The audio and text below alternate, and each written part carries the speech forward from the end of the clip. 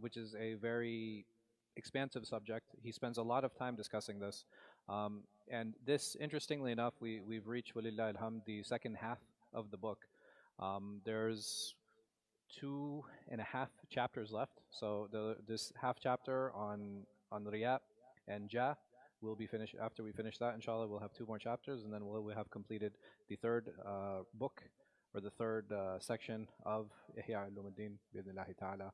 And after that, we'll continue into the munjiyat, which are the saving graces, or the character traits that we should work on building. So we've been spending all this time on character traits that we should learn how to control and learn how to channel and to manage. Inshallah, the next book or the next section will be a discussion on character traits that we should learn to build and uphold.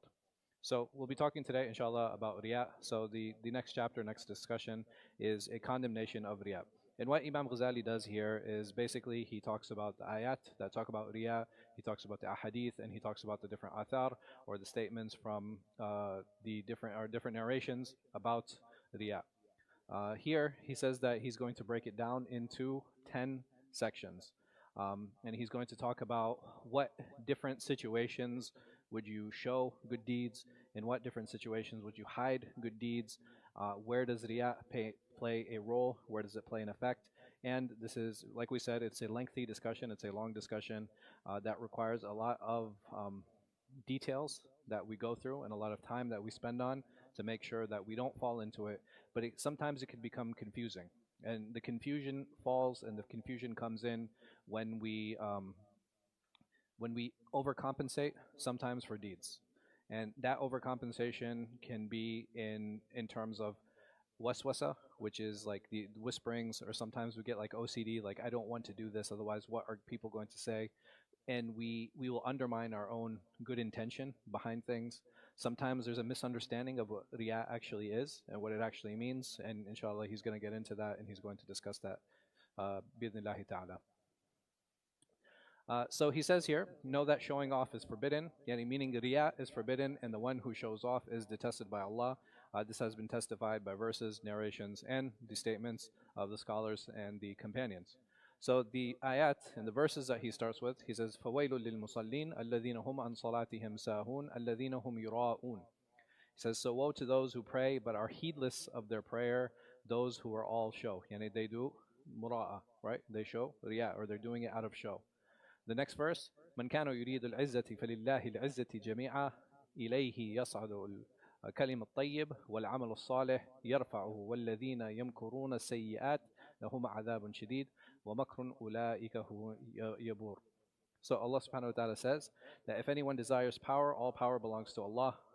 The good words rise up to him, and he lifts up righteous deeds. But a severe torment awaits those who plot evil, and their plotting will come to nothing. So Mujahid is a tabi'i, he's a student of a companion. He says that they are the people of showing off. These are the people who fall into riya. The next verse he means, إِنَّمَا نُطْعِمُكُمْ لِوَجْهِ اللَّهِ لَا نُرِيدُ مِنْكُمْ جَزَاءً وَلَا شُكُورًا. That we feed you for the sake of Allah alone. We seek neither recompense nor thanks from you.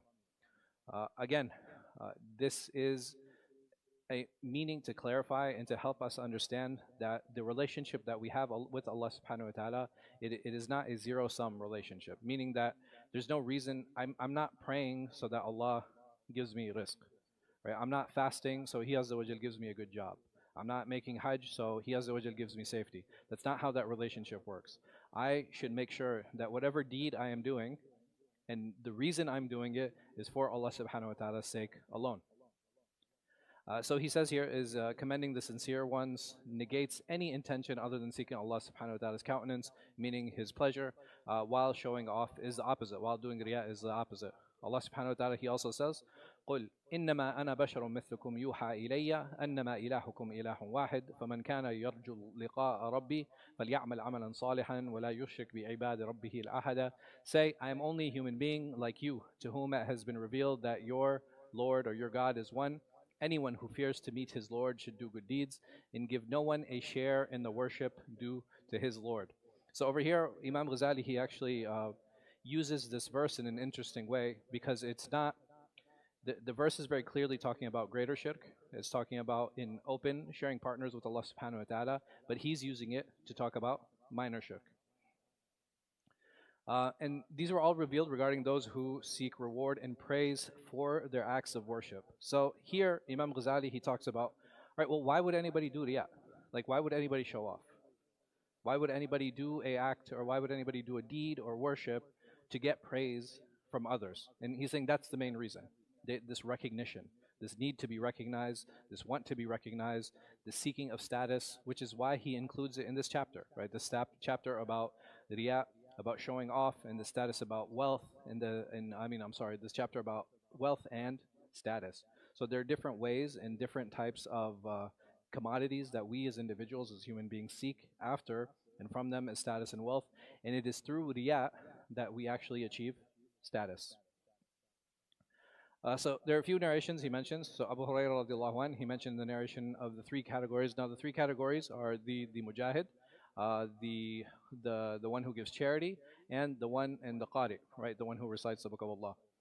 So Allah subhanahu wa ta'ala, he says to all of them, you've lied. I wanted it to be said of you, so-and-so is generous, so-and-so is brave, and so-and-so is a reciter. And the Prophet ﷺ informed us that they would not be rewarded, and showing off would nullify their deeds. And this is an important point that Imam Ghazāli stresses on later on during the discussion on what effect does riyā have on deeds, and then his differentiation between riyā and minor shirk, and why those are problematic and which one is actually worse. But over here, it's very clear, at the least, if someone does something, if he does a deed or he does an act of worship in showing off, what happens to that deed? I'm sorry? It's nullified, right? That deed is nullified. So if somebody prays, but they're doing it or they're extending their prayer because they want the people to call him someone who, has a long prayer, or someone who extends his ruku, or like he wants to be known to be a pious worshiper, that worship would then be negated. Ibn Umar radiallahu anh, he said that the Prophet ﷺ said, whoever shows off, whoever falls into riyā, Allah will expose him, and whoever hears about someone and shows off, Allah will expose him. So here the Prophet ﷺ is talking about not only the person who is falling into riyā, but he's also talking about someone else who tries to praise that person. And this is something that we should be careful of. Many times we will fall into the public discourse of talking about people, talking about how knowledgeable they are, or how wonderful a person is, without knowing the reality. And here the Prophet ﷺ is bringing that sense of accountability. So if we speak about someone, it's very important that we know who it is that we're speaking about, and that we're firmly committed and firmly understand who it is that we're discussing. The Prophet ﷺ also said, the thing I fear most for you is minor shirk. The companions, they asked, what is minor shirk, O Messenger of Allah? He said, showing off, riyā. Allah the Almighty will say on the Day of Judgment, when rewarding people for their deeds, go to those for whom you used to show off in the world and see if you find any reward with them. Meaning that you're not going to find any reward with me. What you did this deed for, and the reason you were doing this deed, go and seek it from them. Because you weren't doing it for me. You weren't doing it for my sake. And what's going to happen when the people hear this? How are they going to feel? It's just going to be terrifying for them. They're like, man, I went and did all this work and I did all this effort, and all of these people, they can do nothing for me. We're in front of Allah subhanahu wa ta'ala in a time and a place, and we know that He's the only one that can reward. And we have completely ruined our actions for a small share of this dunya. May Allah subhanahu wa ta'ala protect us. The Prophet ﷺ also said, seek refuge with Allah from the pit of sorrow. And they asked, what is it, O Messenger of Allah? What is this pit of sorrow that you're talking about? He said, it is a valley in Jahannam, a valley in hell, prepared for the reciters who show off. In another hadith, the Prophet ﷺ said, Allah the Almighty will say, whoever does a deed while associating others with me, I will leave him and his shirk. I am the richest of all. I am not in need of any partner. Some statements here, there's a few that I'll share with you. Umar ibn Khattab radiallahu anh, he said, he saw a man bowing his neck, meaning that he saw someone like walking with their head low.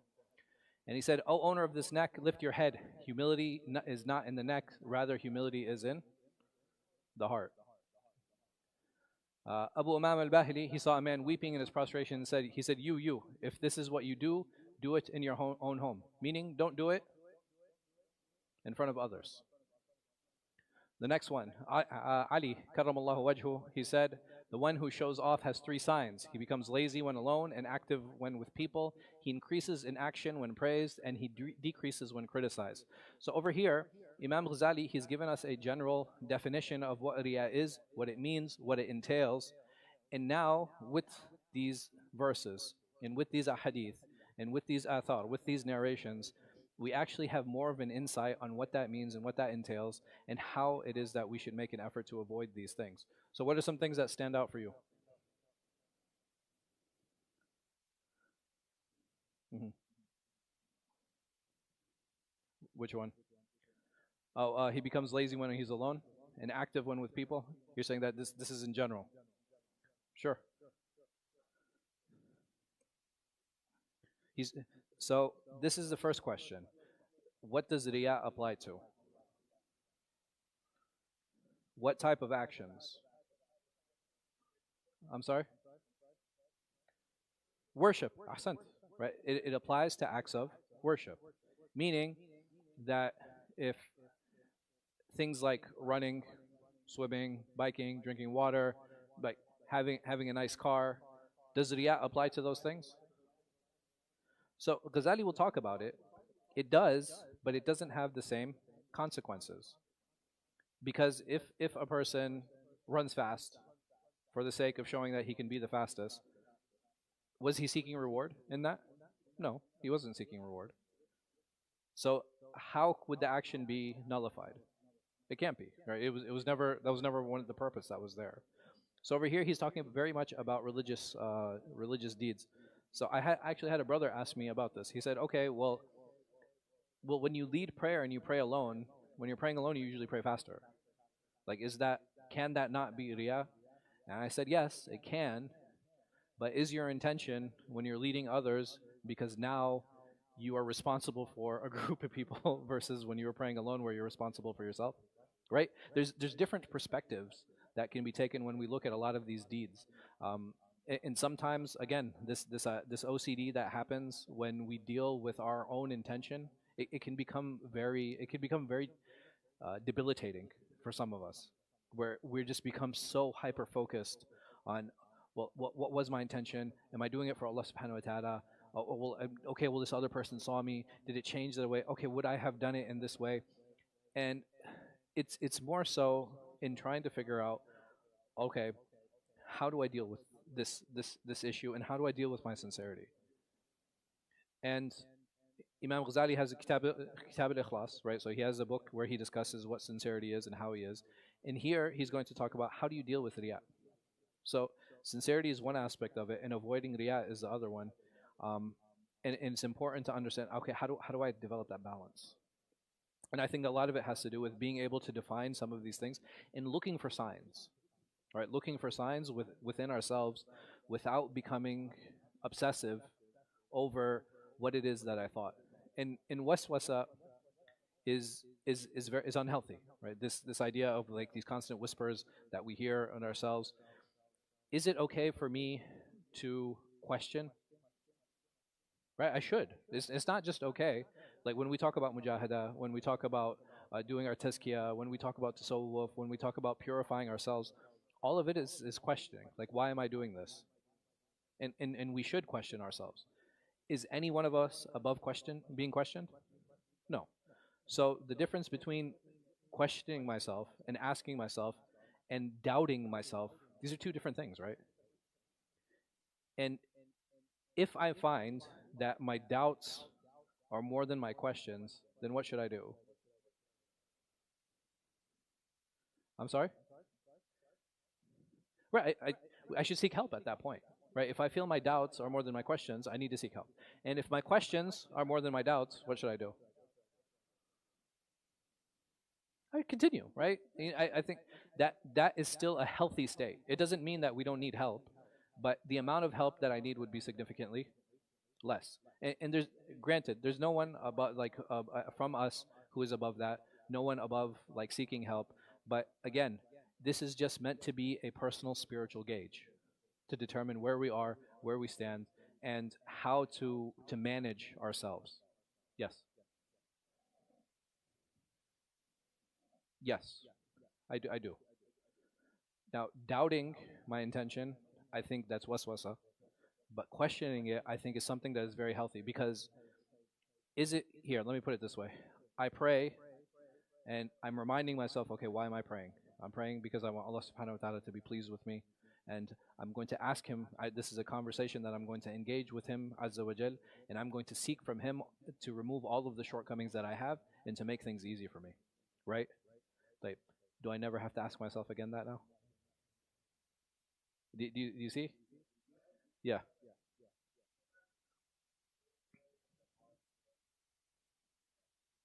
Hmm.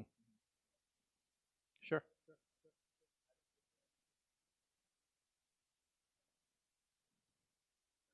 So if your heart is pulling you toward it, actually, for example, it's like, man, you know what? I'm gonna go to the masjid. I'm gonna give sadaqah today, and you don't do it. You're like, oh, well, you need to save your money for other things, or what I mean. That happens. But that thought, that feeling, and that drive that you had, what happens? You get rewarded. Ahsan. So getting into this positive mind frame and continuously wanting to do good deeds, one of two things can happen. Because like I can want to do 10 things, or I mean, let's say 100, right? That's probably more realistic. I want to do 100 things. How many of those things do I end up doing? Maybe just like a handful, right? Maybe I'll do a handful of them. The problem comes in is if my desire list keeps getting longer and longer, and my execution list, what happens? It keeps it keeps getting shorter and shorter, right? This is where now I have to recalibrate. Hmm. Sure. Absolutely. Okay. So in that situation, if I'm reminding myself, what have I done?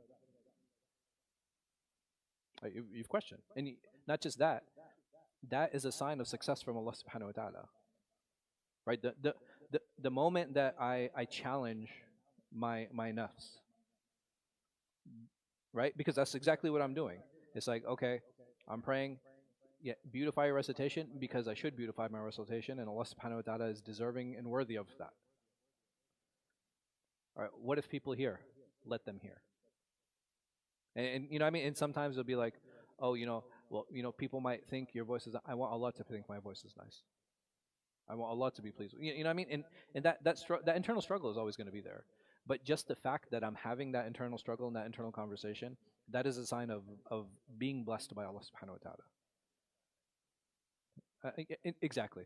And these are all signs. Like a brother had asked me, he's like, okay, well, if I don't always like, not all of us receive encouragement for our deeds, right? Like, how many times, like, and it only happens like with children, but as adults, has anybody ever walked up to you and be like, "Good job, akhi, you're making your 5 daily prayers, well done," or somebody walked up to us and be like, "I'm glad you give your zakat." Maybe Hajj, right? You get a congratulations because it's like a once in a lifetime for some people. But like taking your shahada, yeah, like if you remember, right? Like, but and nobody says like mashallah, you completed the month of Ramadan, way to go. Like it's very rare that we'll receive compliments for fulfilling our obligatory deeds, right? The things that we're supposed to do. So what should motivate me, right? If I do these deeds, I'm not going to see more money. I'm not going to have more friends. I'm not going to get a better job, right? Like these things aren't going to happen. So what should I seek that will motivate me? Yes, Allah. But how? Right. So is there something that I can seek to show or to feel that Allah is appreciating what I'm doing? Because He'll allow me to do more. Right. Allah Subhanahu wa Taala will use me as a tool. He will use me as a tool, meaning that I'm able to pray more. I'm able to interact more. I'm able to have better relationships. I'm able to engage more, right? And all of these things, and even ourselves, what happens? We end up feeling more motivated, right? When we're doing something right, when we're worshiping in the right way, we just feel more motivated to do that. Yes.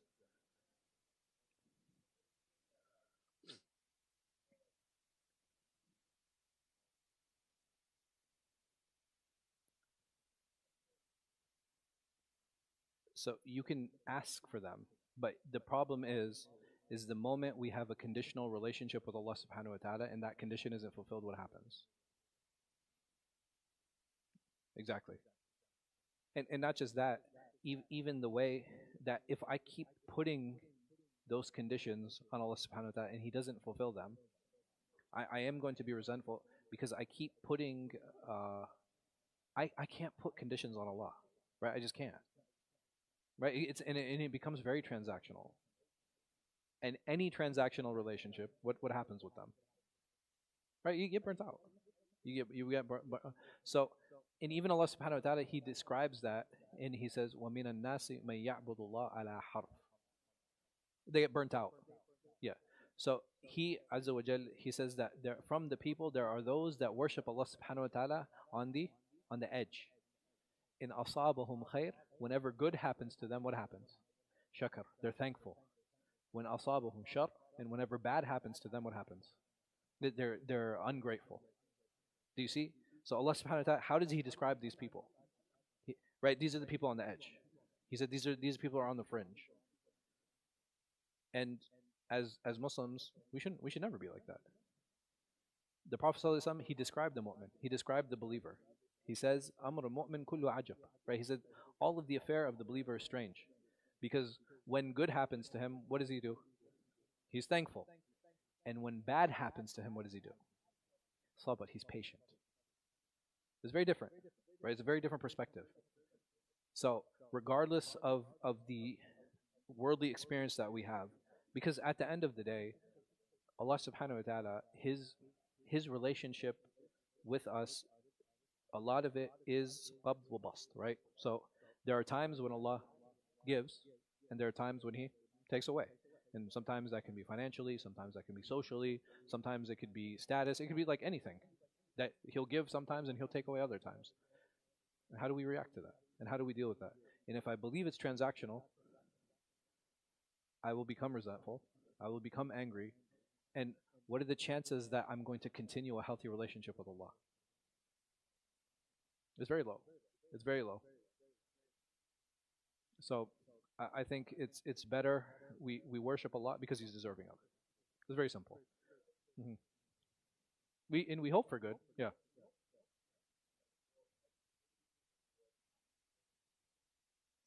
And that's fine too. There's a hadith of the Prophet Muhammad ﷺ where he said that all of the dua that we make to Allah subhanahu wa ta'ala, all of them are answered. All of them.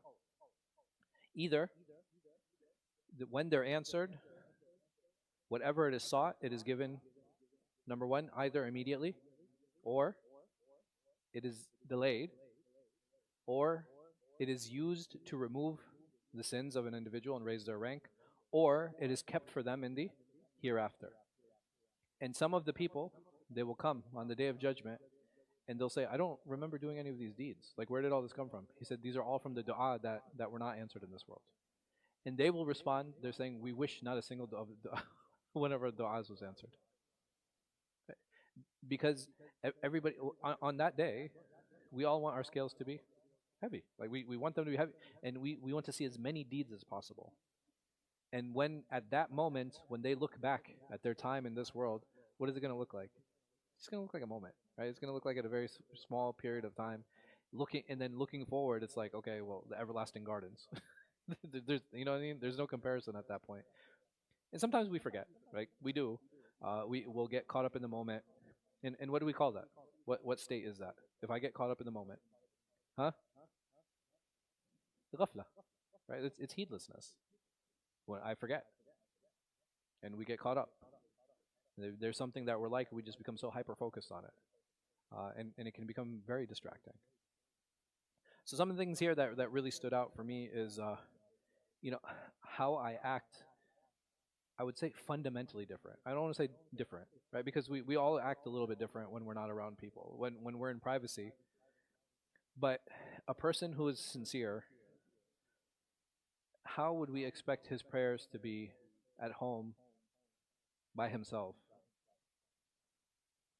versus how he prays in public?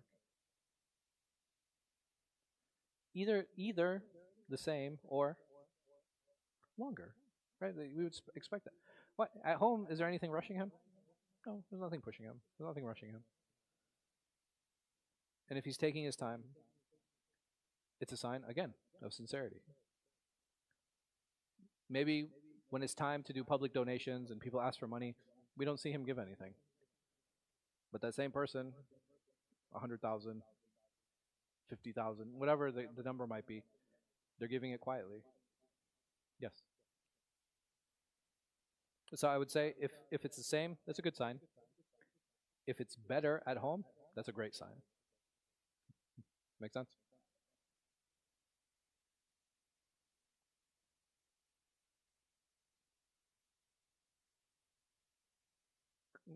Yeah. Yeah, yeah. So the question I have is this a way to be liked? Here, no, I won't. I understand what you're saying. Let me ask a better question. Is this a meaningful way of being liked? Yeah, like by making my prayers longer, by giving sadaqah in front of the people. Is is that a meaningful way of building a relationship? It's not, because it's based on a lie, right? It's not true. All these things I'm not doing it out of sincerity. But if this person, like speaking to him, engaging with him, asking about him, like spending time with him, that that's a meaningful way. Because the other way, what am I trying to do? I'm trying to trick him into liking me. I'm trying to trick him into having a status over his heart. But this other way, this is a very sincere way of building a relationship. And exactly. And here, well, let me rephrase that. In every relationship that we have, is there not something that we benefit from that relationship? Yeah. Is there anything wrong with that? Like we, as human beings, we are very self-driven. Like every single one of us, we're very self-driven. Like who do I want paradise for? I want paradise for me, right? Like I want to, I want to get into Jannah. Is there anything wrong with that? No. So where does this self-interest? When does it become a problem? If I'm seeking a job, or I'm seeking money, or I'm seeking food, or I'm seeking any of these things, where does it become a problem? When I do it at the expense of others, right? When I start taking advantage of others. But if I'm not hurting anyone, if I'm not taking advantage of anyone, then is it wrong for me to pursue my self-interest? No, not at all. Right? If I enjoy biking and I go out, I'm not in anyone's way. I'm going at a time where, like, I'm not taking up the road. I'm taking all of the bike lanes to go different places, and I'm enjoying it. Anything wrong with that? No. Where does it become a problem? If I think I own the road, right? I get on my bike and I ride in the middle of the road. People are honking at me. I'm like, hey, I'm a biker. Like I own the road. Like this is where it becomes a problem. Like I've put my self-interest now in front of the needs of others. A man said to Ibadah ibn Samit, I want to fight with my sword in the path of Allah, seeking His face and honor among people. He replied, you have nothing. And he asked 3 times, and each time Ibadah said, you have nothing. Then in the 3rd time, he said, Allah says, I am the wealthiest of the wealthy, free from any partners. So over here in this hadith, basically he sallallahu alayhi wa sallam, what is he telling Ubadah?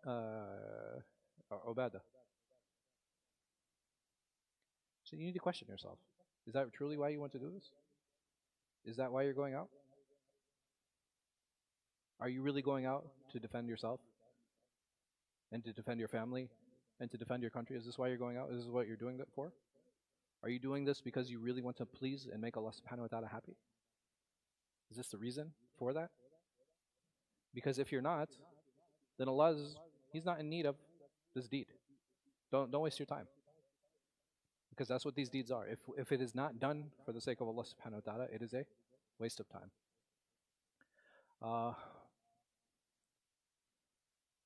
We'll take the last couple. Al-Hasan said, I've known people who, when wisdom is presented to them, refrain from expressing it, fearing fame. Another person might witness harm in the streets, but avoids removing it for fear of gaining a reputation. It is said that the show-off will be called on the Day of Judgment by 4 names, O show-off, O traitor, O loser, O sinner. Go and take your reward from those whom you acted, for you will have no reward with us. So over here, this is an extreme example. What do you guys think? Does he mean this literally? Or does he mean this in a way so that it invokes this sense of self-awareness.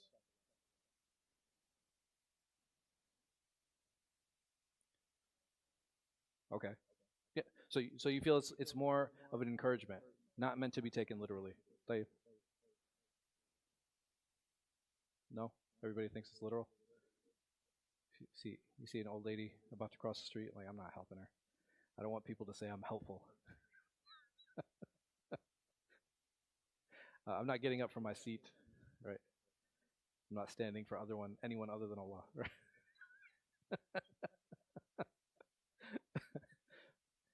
No, obviously not, right? All of this stuff is a metaphor. Even Al-Hasan himself. You know what's ironic about this?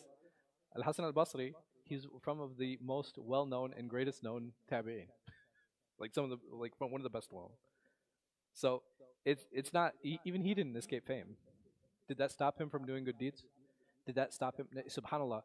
The amazing thing is do you know that he as an individual, he spoke very prophetically to the point that many fabricated hadith that come, they're actually his sayings. They're not hadith. Uh, let me think of an example. Do you guys know the dua for newborn? Barakallahu lak fil mawhub wa shakart al wahib wa balagta shudda. Have you ever heard this dua? Guess who said it? Not the Prophet sallallahu alaihi wasallam. It was Hassan. So him, and it's ironic he starts with talking about sharing wisdom, when some of the wisest sayings actually came from him, rahimahullah ta'ala. And the last one, Ibrahim ibn Adham, he said that if someone wishes to be famous, Allah will not accept from him. Why? Because now all of his deeds are tainted. Every single thing that he does is tainted. And it's scarred. And this is a huge problem. And we had talked about before that is there a certain amount of fame that we need? Yeah, it's necessary. Just like there's a certain amount of wealth we all need, there's a certain amount of wealth that we need as well. Because we need those relationships. We need relationships in order for people to trust us, in order for people to engage with us. I'm sorry? You need to have a good reputation, right? If I don't have a good reputation, why are people going to do business with me? Why are people going to hire me? Why are people going to involve themselves with me? Why are people going to be friends with me? Right? Intention is something that's really important. I'm sorry. Reputation. Reputation is something that's extremely important, and it's something that we, as individuals, as Muslims, we should always work to protect. And we see this so much so in the public sphere, in the public eye, that anytime someone speaks about Muslims or speaks ill of Muslims, Muslims have an immediate urge to what? To respond and say, no, we're not like that. And that's good, right? There's nothing wrong with that. But what is the best way to change my reputation? Be a good person. It's as simple as that. If I want people to view me as a good Muslim, then I should what? Just be a good Muslim. Because when I go to the store, I'm going to be honest. When somebody borrows something from me, I'm going to be trustworthy. Yeah. I'm sorry? It can be. But that depends on my intention. Because the thing is, when we're interacting with others and when we're dealing with others, that is when manners, etiquette, that is when it's going to be. That's when it's going to be appear. Can I be brave in a vacuum? Can I be generous in a vacuum? Right? Can I be honest in a vacuum? Like it's just me? You can't. We have to interact with others. We have to deal with others.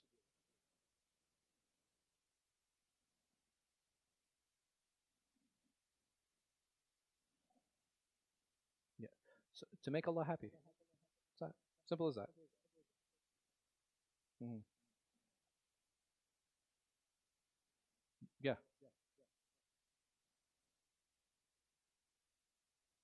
Sure. So I mean you here, by making Allah happy, automatically I'm going to what? Protect my reputation.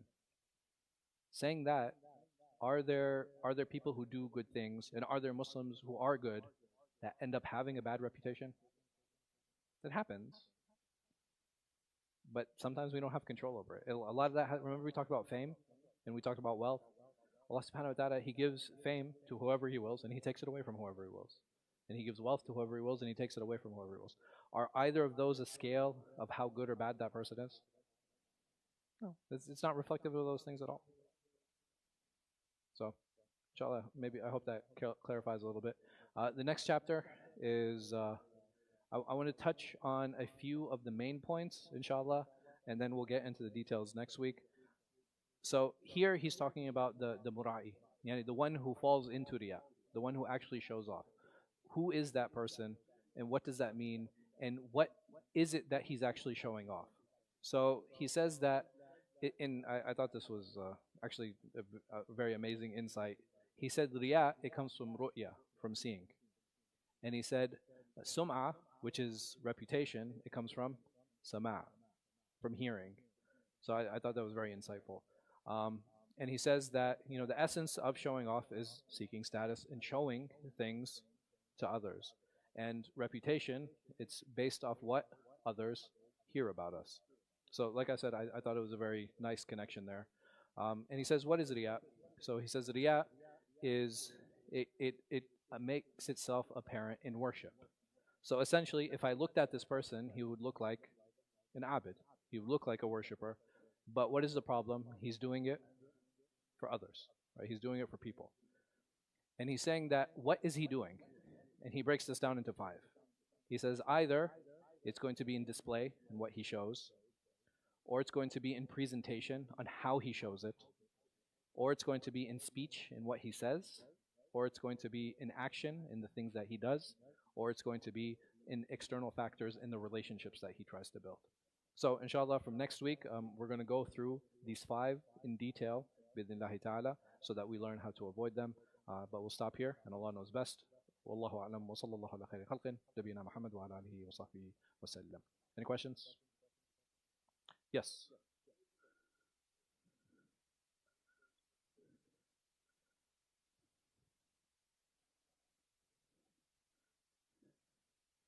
Sure. Oh, this is an excellent question. So you have something, and this is discussed in the fiqh books, that's called al-ishtirak fi niyya.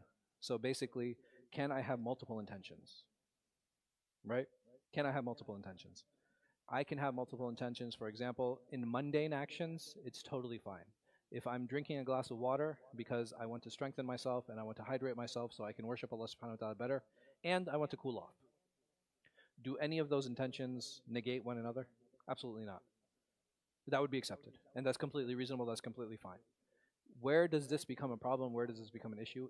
In issues that are ritual, like ritual aspects of worship. I'll give an example. I'm going to, and because sometimes we confuse them.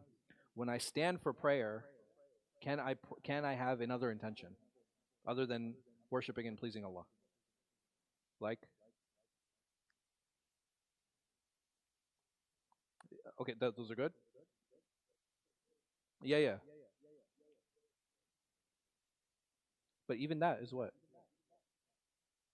I'm saying even those things are for because you want to draw near to Allah subhanahu wa ta'ala. That's it.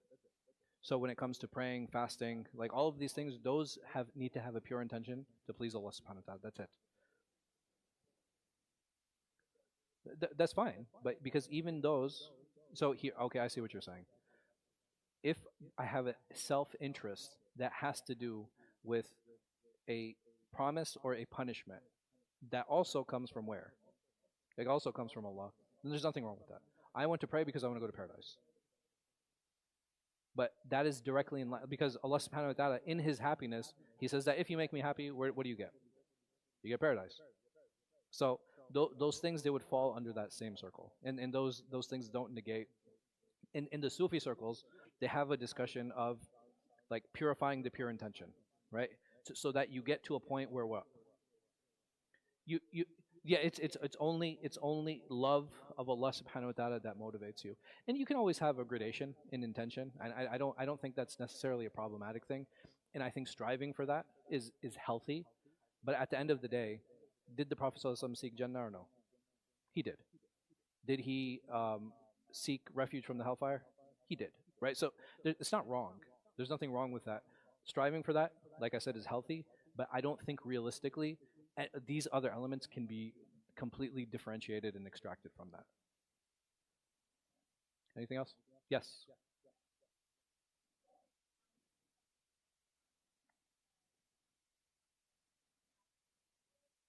Hmm. Yeah, yeah. So why did he say that? Umar radiallahu anhu, he was the Khalifa, right? He was the statesman. He was the head of the state. And usually, when you deal with a lot of people, what happens? Do you have an idea of where people stand and where they are? Right. So, from some people, if you feel they're doing it out of a sense of false piety, would you not call them out?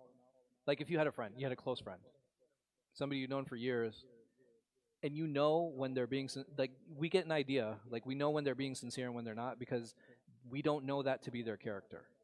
In the moment they act out of character, and if you called them out and be like, "Why are you acting like that? That's not how you normally act." It's the same thing. Be like, "Listen, why are you doing this? This is," and if you want to be pious, this is not the way to show piety. You're just this is not you're not doing it's not organic. You're just putting on a show. No, that's fine. It's he's not talking about people. He's talking about him. He was talking about him individually. But in terms of bowing, lowering your head, like that out of respect for other, there's nothing wrong with that. Like even bowing in and of itself, it's most of the madhabs they say it's makruh, it's disliked. Yeah, yeah, it's it's disliked. It's disliked. Yeah, yeah. It's not haram. Like the only thing that is categorically prohibited would be sajda. Okay.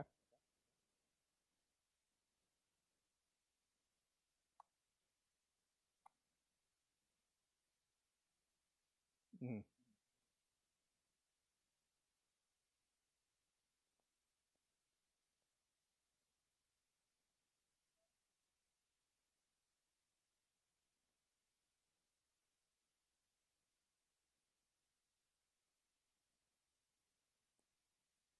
So you should. So you could get what? Well, but there's no guarantee of any of those things. And if that was the case, was there anybody more pious? Was there anybody who worshipped more? Was there anybody more sincere than the Messenger of Allah sallallahu alaihi wasallam? Like what happened to his wealth, right? Like no, that's again that's having a transactional relationship with Allah subhanahu wa taala, and that's wrong. It's completely wrong. Yes. Mm.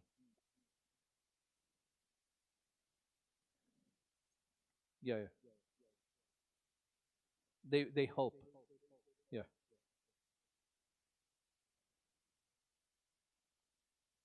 yeah, yeah. Oh, it's like another.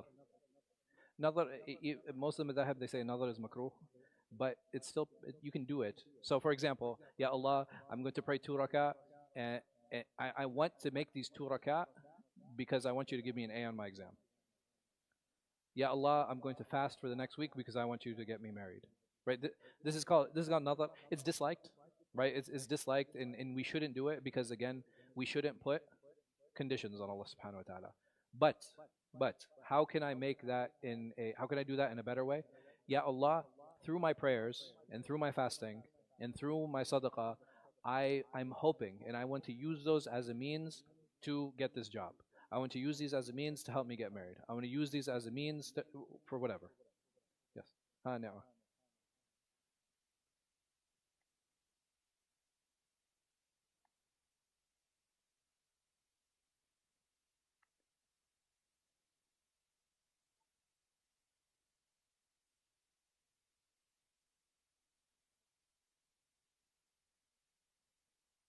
Mm.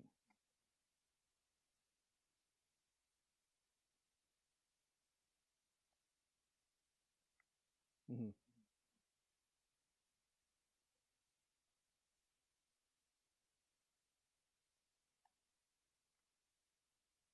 Yeah. No, no. Trusting in Allah subhanahu wa ta'ala is always going to be better. Having yaqeen in Him is always going to be better. But to put this condition, it's not good. It's not good to do that. It's jaiz, it's permissible, it's disliked in most of the madahib, but we shouldn't have it like that. It's like I'm worshiping you without conditions. And with that worship, sometimes we do different types of worship. Just like we have the hadith of the three men who were stuck in the cave, right? They say, Ya Allah, if I did this for your sake, then please remove this stone, right? And all of them made dua and all of them asked, and Allah subhanahu wa ta'ala removed the stone little by little. Um, that doing tawassul is fine. There's nothing wrong with that, right? There's nothing wrong with taking good deeds and saying, Ya Allah, because of this good deed, please remove this hardship. That's totally fine. What I'm saying that we should avoid, and I'm not saying it's haram, but what we should avoid is like, Ya Allah, if like I promise to fast a week if you get me married. Ya Allah, I promise to pray qiyam for the next month if you get me this job. Right? Having that transactional conditional relationship, that's the problem. Right, it's not haram, but we should avoid doing that. Sure. I mean, the thing is, but the thing is, that's fine. All right, if I'm fasting and my dua is accepted, or if I'm traveling, my dua is accepted, does it mean that I will receive it? Right? The dua can be the dua is accepted. We believe that, but does that mean that I will receive whatever I'm seeking? No, not necessarily. It could, possible. No, no, I'm saying it's accepted. Like how it's going to manifest is up to Allah subhanahu wa ta'ala. Yes, yes, absolutely. Absolutely. I'm sorry? Uh-huh.